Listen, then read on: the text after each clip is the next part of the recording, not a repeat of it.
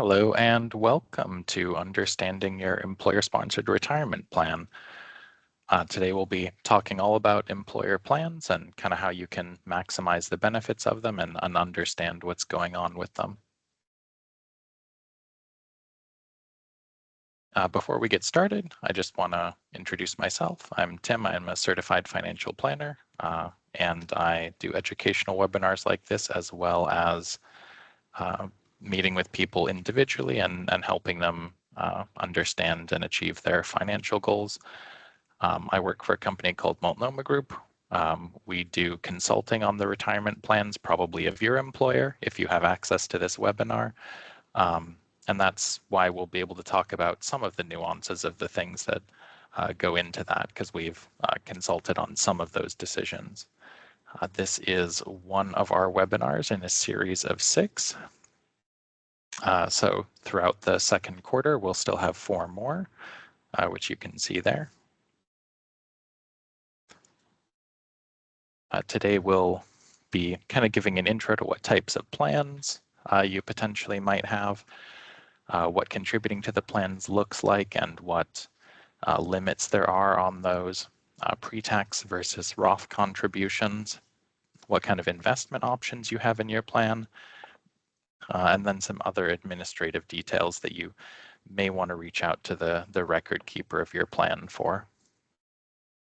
As we go through this presentation, we'll be keeping things pretty general, but feel free to put questions in the Q&A, and I'll answer them as best I can. We won't be able to cover everyone's situation, so try and make the questions as generally applicable as you can. So first, let's talk about just kind of what types of employer plans you might have. Way back when, these sorts of employer-defined contribution plans started to replace pensions, but they're a nice tax-advantaged way for an employee and employer to put money away for the employee's retirement, and are often an employer benefit along with things like health insurance. The most common types of plans that you might have are a 401k. This is generally for private sector businesses to save for their employees' retirement, and 403b plans, which are similar to 401ks but for nonprofits. Some less common types of plans you might have are 457s, which are generally for government or some tax-exempt organizations. Some nonprofit hospitals do actually have access to both a 403b and a 457.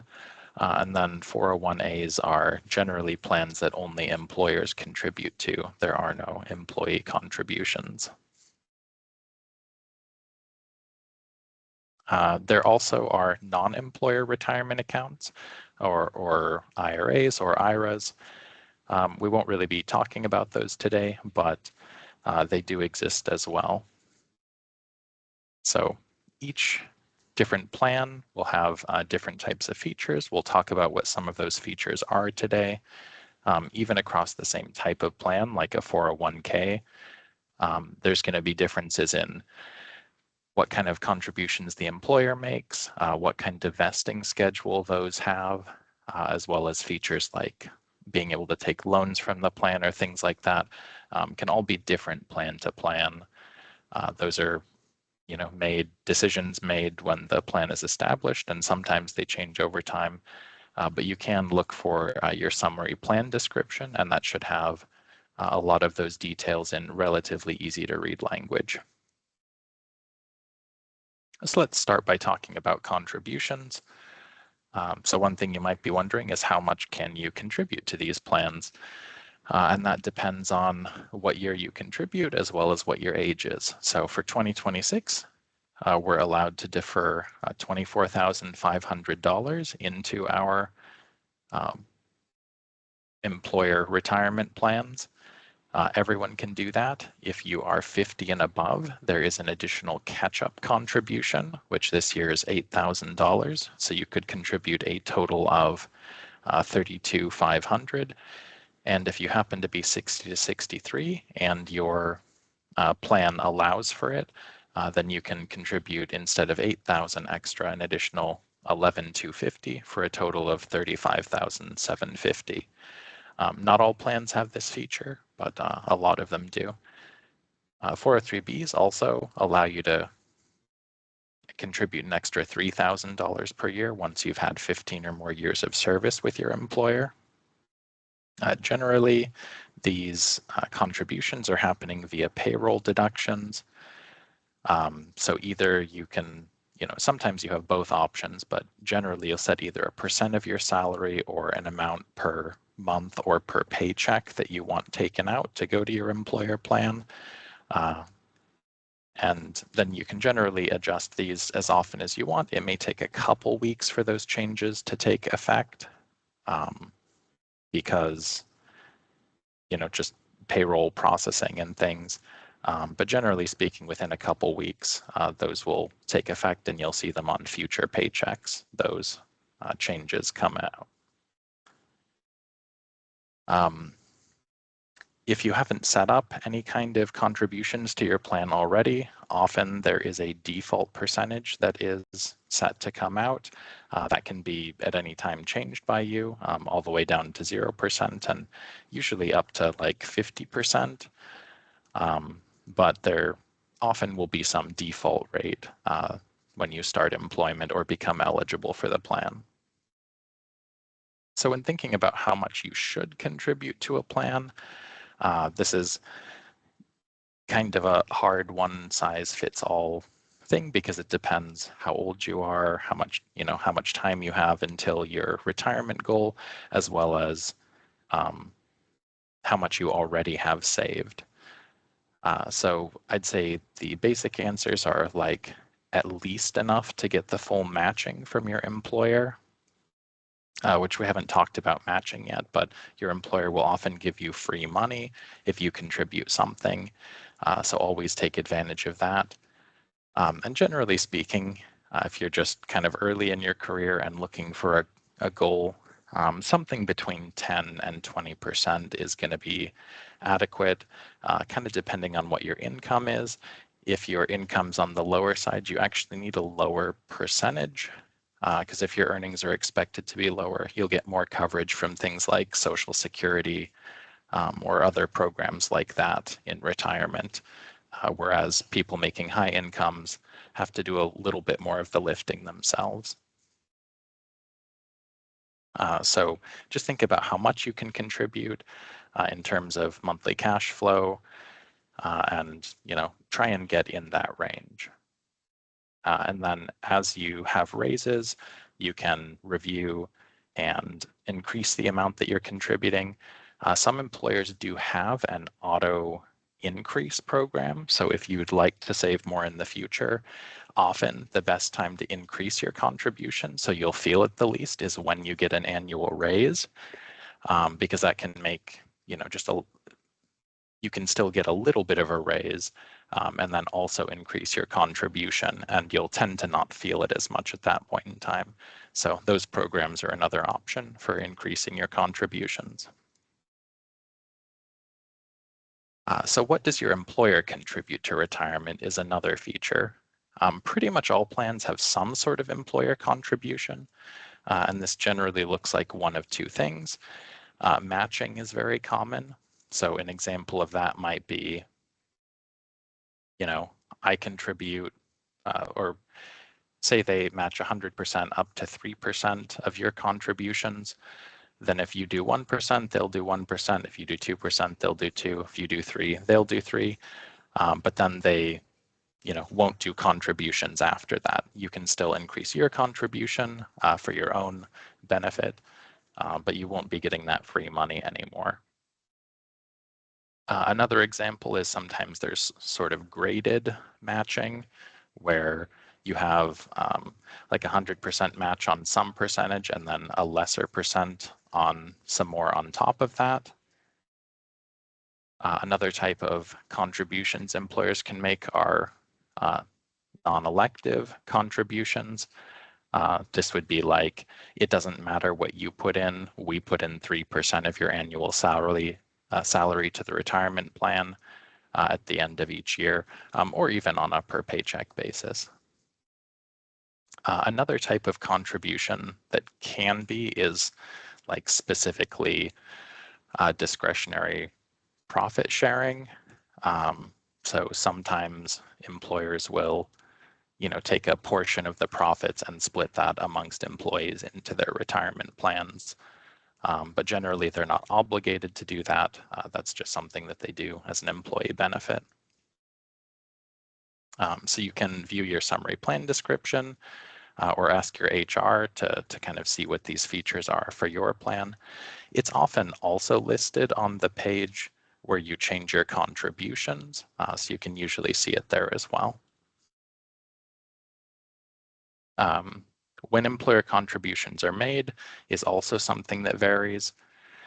I'd say most common, especially for matching, is to have a match on a per paycheck basis. So if you put in 5% and they're matching 5%, they'll do that at the same time as your paycheck comes. But some employers may do large contributions each year. The other thing that can happen is say that you front loaded your 401k and they usually do it on a per paycheck basis. Often they'll kind of look at the end of the year and say, hey, we didn't contribute enough because we didn't contribute anything in those months once you maxed out your plan. And then they'll do a true up contribution at the end of the year to make sure that you got the full match. A lot of employer contributions do have various service requirements. It's pretty common. I'd say the most common are that you're eligible for matching our contributions right away. And the other common is 1 year of service or hitting a certain number of hours worked.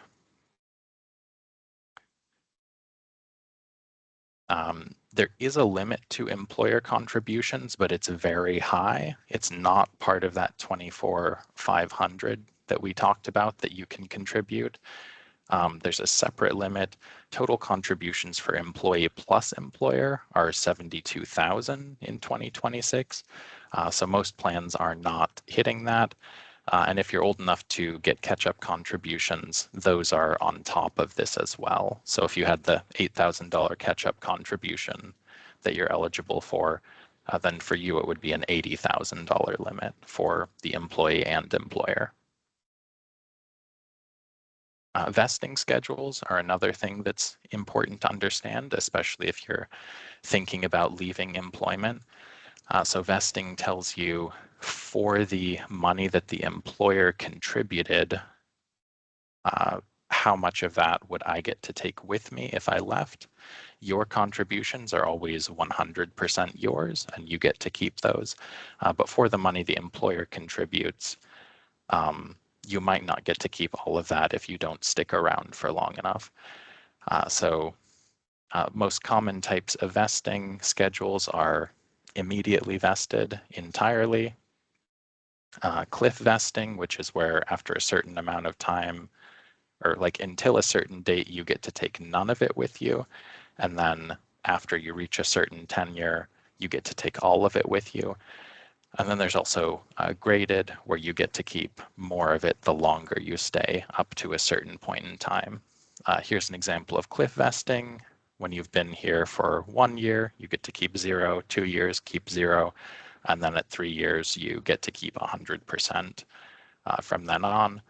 On graded vesting, you might get to keep, an extra 20% per year as you go through your tenure up to 5 or 6 years. Yeah, if you have any questions about what we've talked about so far, feel free to put them in the QA. We'll give a little bit of pause for questions and then we'll move ahead.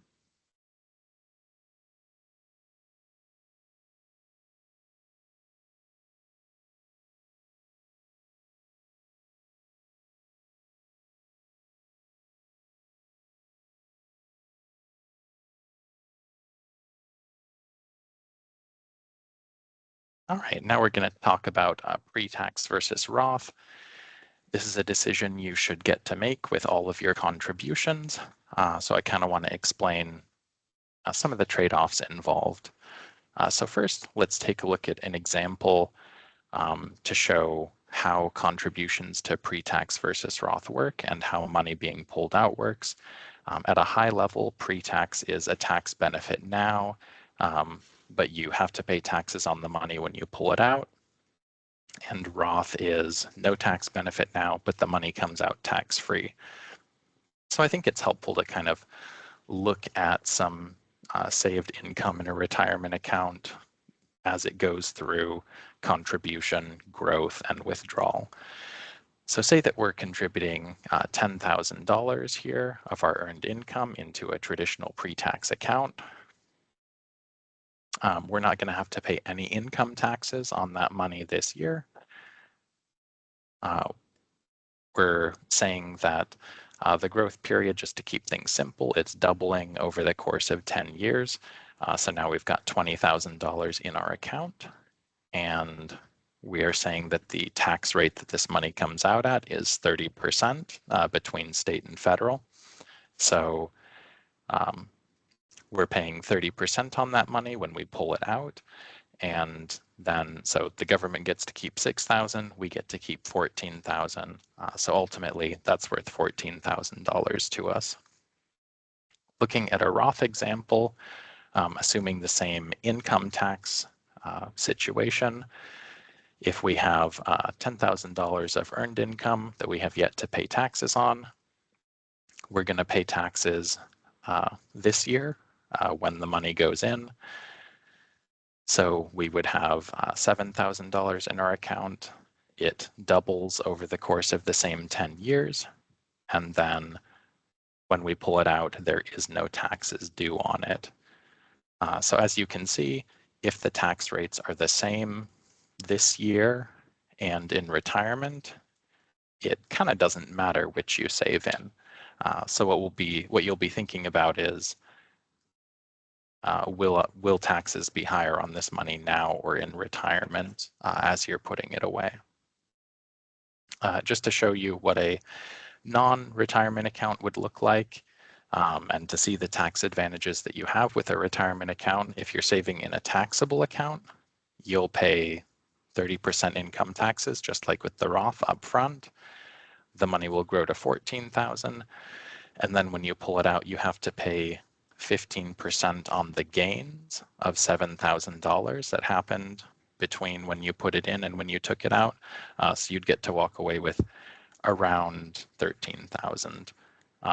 This is a little bit optimistic because we're assuming everything is capital gains, and dividends will create a little tax drag along the way as well. So if Roth and pre-tax come out the same, if we have the same tax brackets, why would we choose one versus the other? So I think this is helpful. This is sort of a graph assuming a typical career trajectory and someone saving entirely in pre-tax accounts, but looking at tax brackets over time. So this line on the y-axis is showing how much income we have, and all of these straight lines are tax brackets. So when you start working, you're often in a lower tax bracket. You're not earning very much. This is a great time to get some money in Roth if you can, because you've got a pretty low tax rate. As you progress through your career, you'll often be in a higher tax rate. You may even be a couple brackets higher. And then as you get towards retirement, generally speaking, you're not going to be realizing as much income. So income tends to drop off a little bit again. When you start Social Security, the income will rise a little bit because you'll have a little bit more taxable income.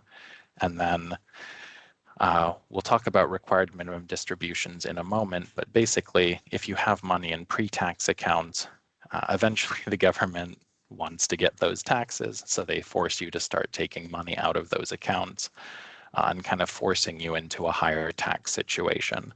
So that's what's happening here. You're forced to take a little bit out and then more and more each year as you get older.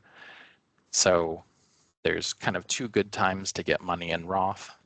One is early in your career, I'd say generally speaking, The other is in early retirement. You can do Roth conversions and pay taxes to move money from pre-tax to Roth, kind of in this valley here.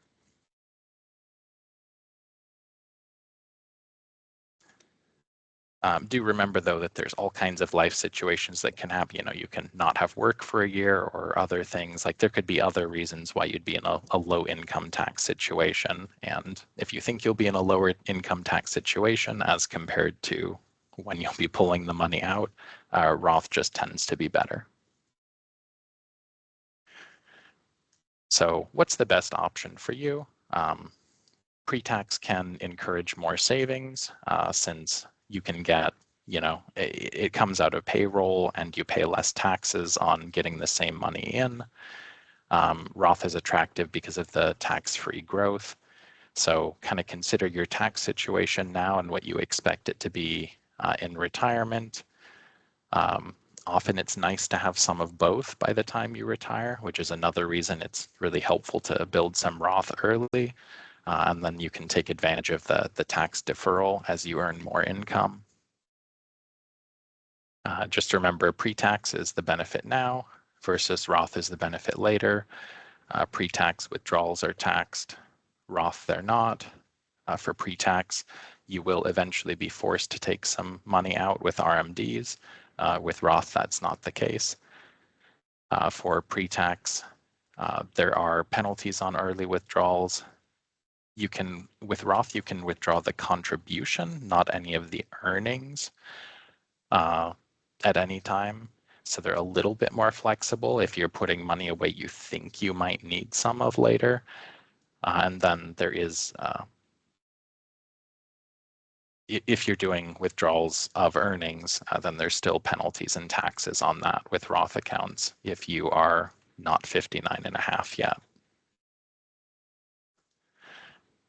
So an example of deferral here, say we have a $90,000 salary, we're putting 3% into pre-tax and 2% into Roth.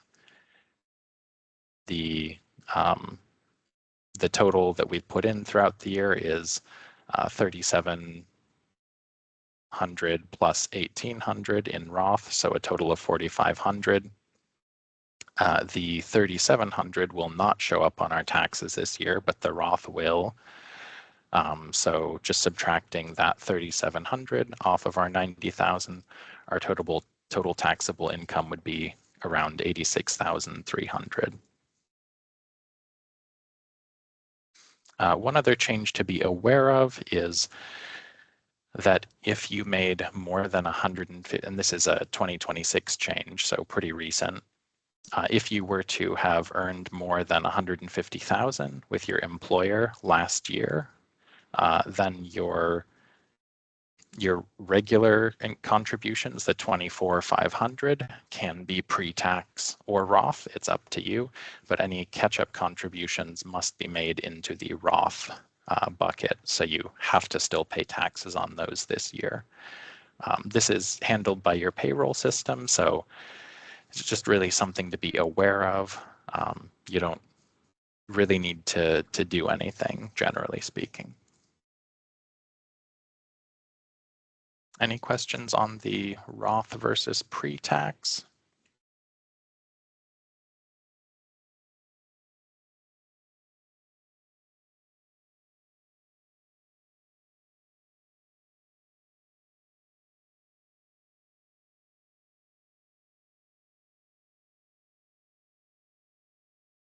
All right, let's move along then. You can continue to put questions you have in the Q&A at any time, and I'll get to those when we reach our next section break. So thinking about investment options in your 401k or other employer plan, 403b, 457. There's usually 3 different tiers of options. The default investment option is what's called a target date fund or target date portfolio. This is one fund that is a well-diversified portfolio in one fund and changes over time to be more conservative as you get closer to retirement. We'll take a look at what that looks like a little bit later, because I think they're worth understanding. Another option will be a menu of different funds that allow you a little more customization for, maybe you want to have a different ratio of international to US stocks and bonds and cash equivalents. This would allow you to do that with kind of the core array. And then the extended array may allow you to be even a little bit more customized than that. And finally, the most customized option that some plans have, not all, is a self-directed brokerage account. And this would kind of give you access to basically the entire universe of investment options, which can be useful if you have a very specific strategy that you like. But generally speaking, the items in your employer plan are like appropriate retirement funds and kind of curated for that. So here's a visual looking at the target date funds.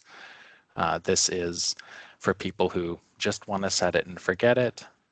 These are good options. Again, we'll talk a little bit more about the target date funds in a bit. But if you want to kind of fine-tune your allocation between various sectors, you can choose between fixed income, stable principal, US and international equities. And if people really want to customize, you can potentially use extended array funds to split between like large or small companies, value or growth companies, and as well as between fixed income and equities and US and international. So I think it's worth understanding a little bit about how the target date funds work. Since they're the default option, a lot of people are in them.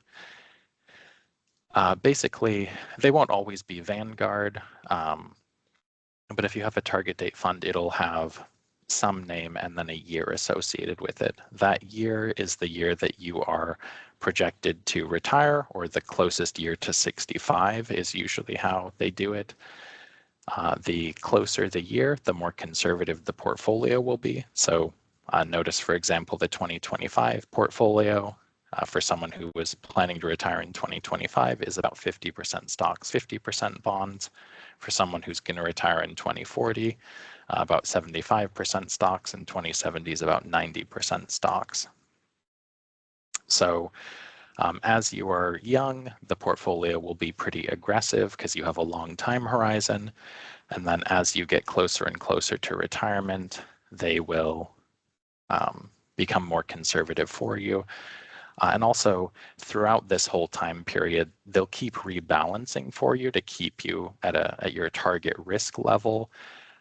So it just does a lot of things for you. It makes sure you're rebalancing, changing your allocation over time to be more conservative, and just staying well diversified for you. So basically, it's an easy set it and forget it solution that you have to only think about what year am I going to retire and how much you can contribute, basically.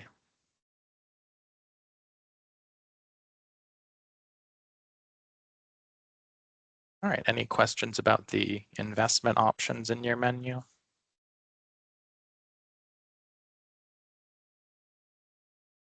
Oh, sorry, I didn't see that there was a question in the chat.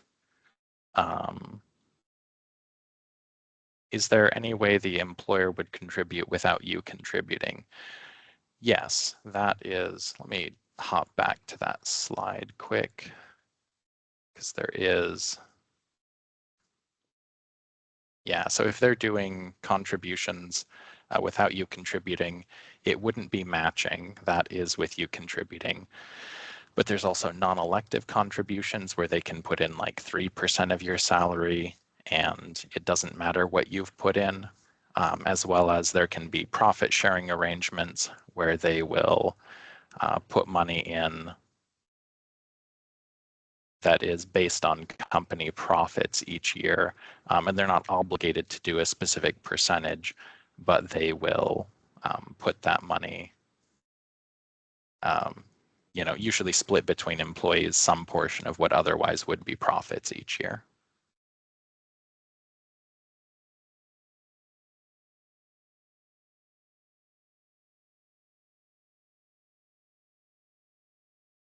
All right, so now just some more administrative items to be aware of. The record keeper of your plan you can think of them as the people who are administering the platform that everything lives on for your employer plan. They're also often the custodian who is actually holding investments for the plan. This is like where your account lives. If you need to make any changes, you're having trouble, they would be the person you'd contact to do that.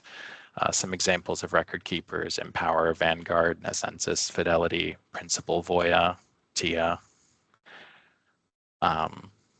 So what do record keepers do? Kind of all the administrative backend stuff that you need to run a plan. They process the contributions, rollovers in and out of the plan.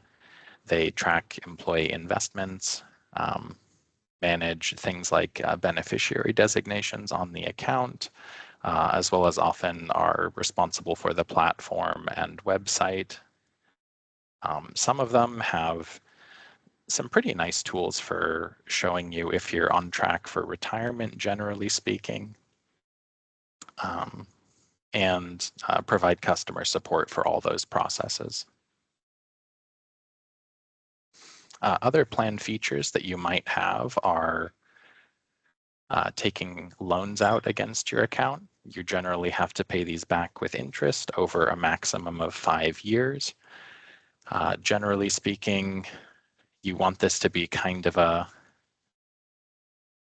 don't want to call it a last resort, because there are things like, I would prefer to take a loan from your 401k probably to like a 20+% credit card interest rate, but generally speaking, this should be a very late resort as far as borrowing.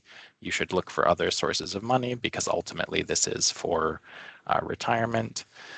Some plans don't offer this either. You're limited to 50% of your vested balance up to $50,000. So if you have $100,000 or more vested, it's a $50,000 limit. Otherwise, 50% of your vested balance.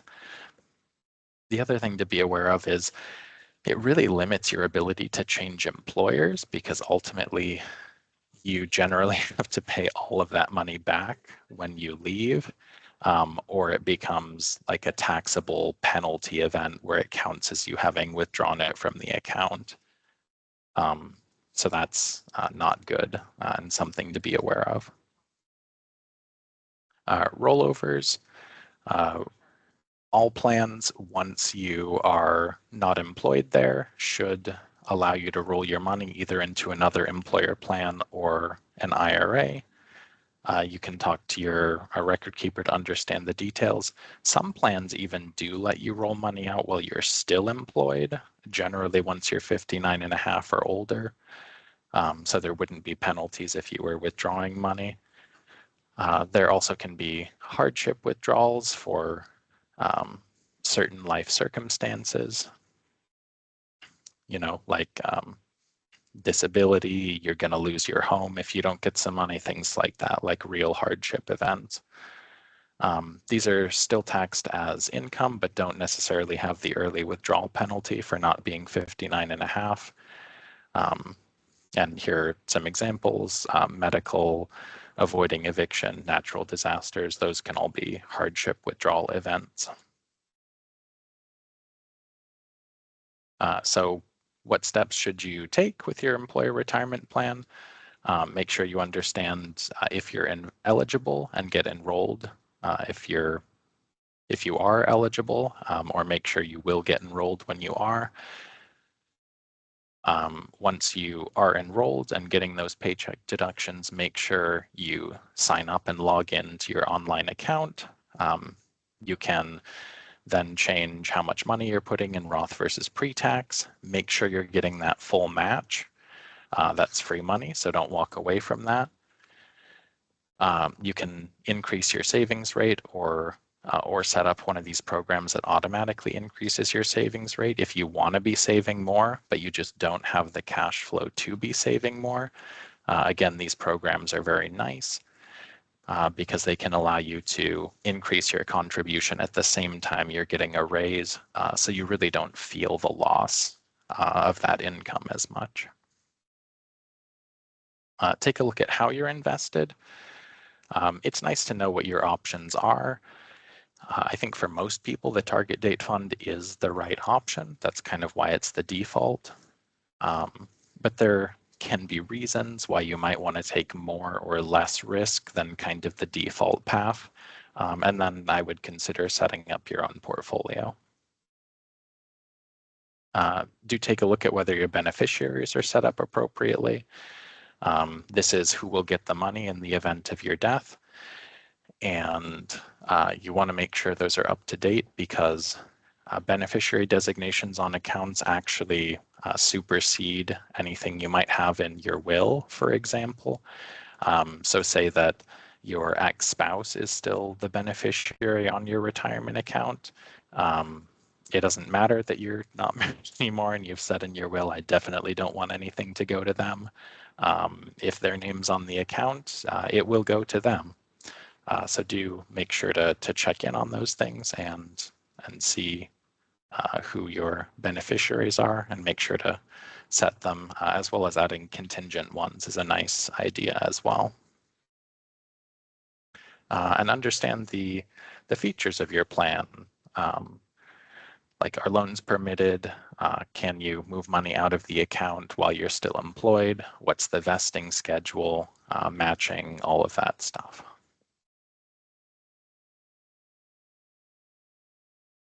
Generally speaking, employers aren't changing things on you for no reason, but one of the things about employer accounts is they can change record keepers, they can change investment menu, they can change the contributions that they put in.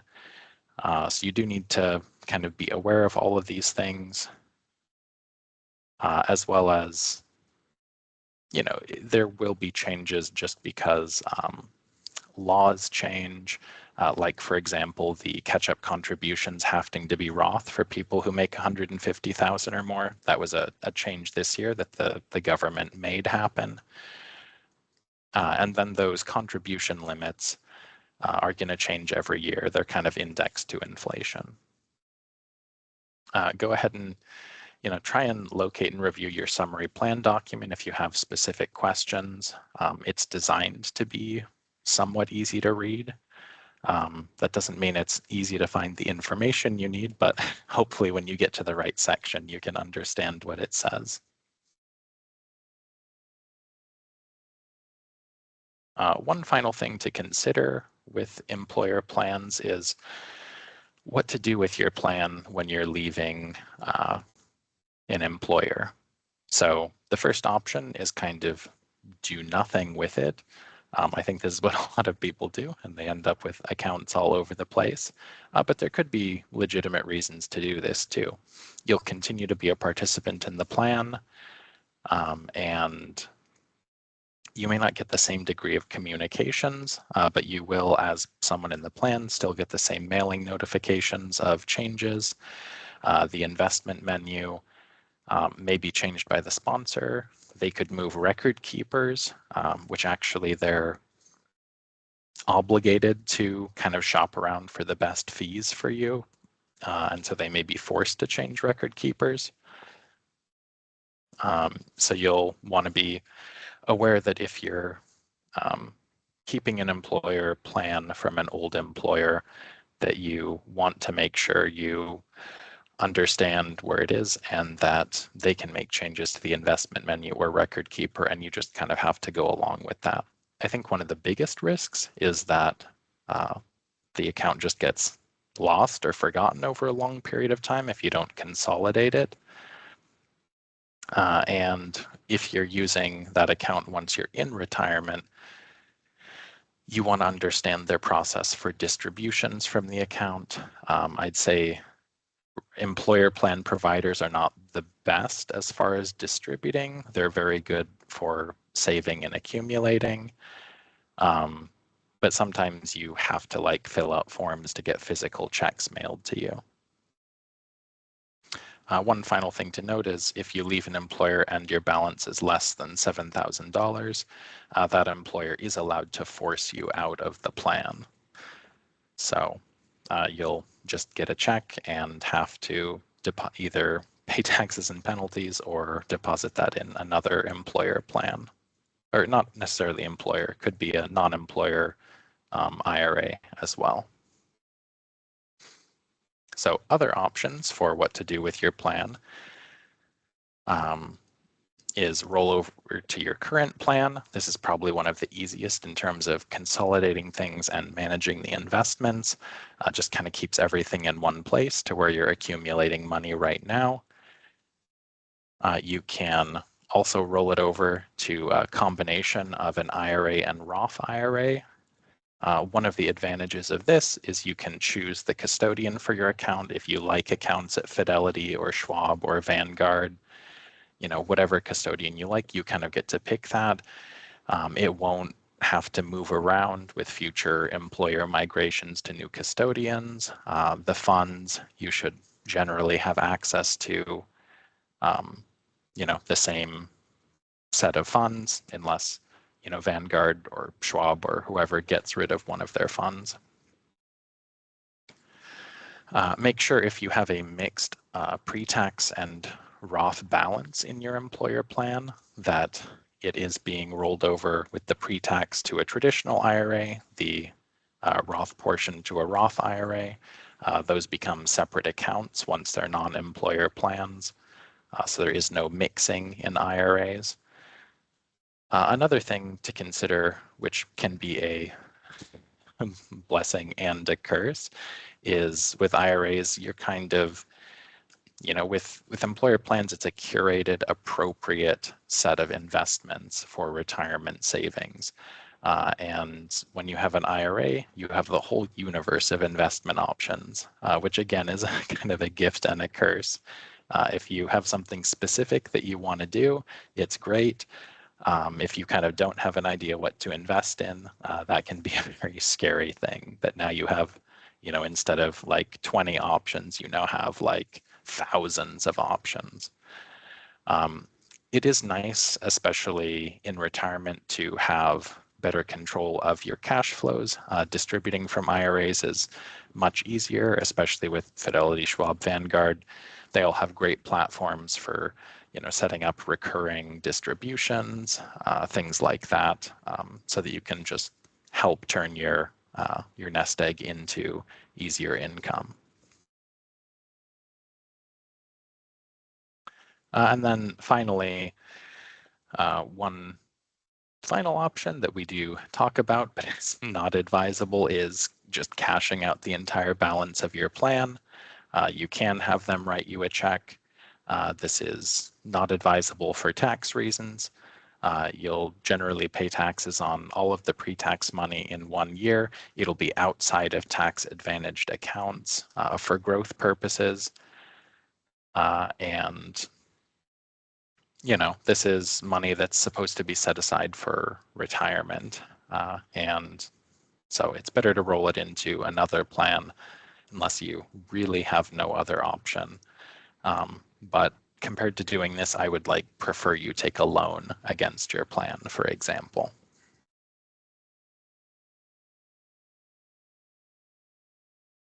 So anything on the administrative side? Any questions there?